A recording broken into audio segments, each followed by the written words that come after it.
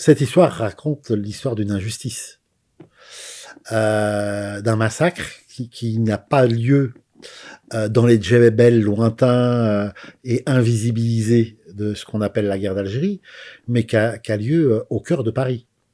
C'est l'histoire d'une manifestation pacifique de travailleurs et algériens et de leurs familles à Paris, le 17 octobre, un mardi, pour protester contre un couvre-feu raciste. Parce que les gens oublient que nos parents avaient une carte d'identité française. L'Algérie était française.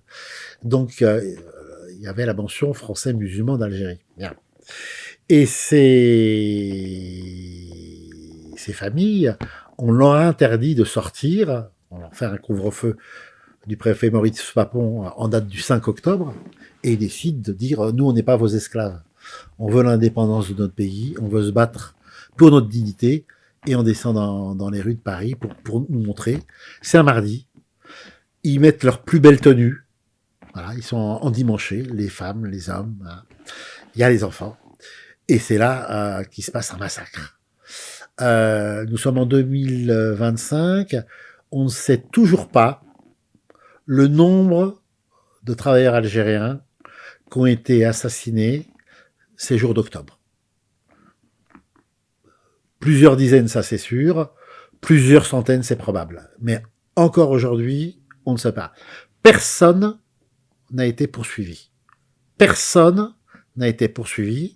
Ce sont les policiers en tenue, les gardes mobiles, qui n'étaient pas dissimulés, en tenue, qui ont tiré dans la foule des Algériens, qui ont jeté les Algériens à la Seine, qui les ont parqués comme des chiens au parc Coubertin, au Palais des Sports, à Vincennes, au centre d'auterie de Vincennes. Et aujourd'hui, on nous dit, mais c'est du passé. C'est une injustice qui n'a pas été réparée et on se bat pour qu'il y ait la connaissance, maintenant c'est fait parce qu'on a fait des livres, mais la reconnaissance de cet événement.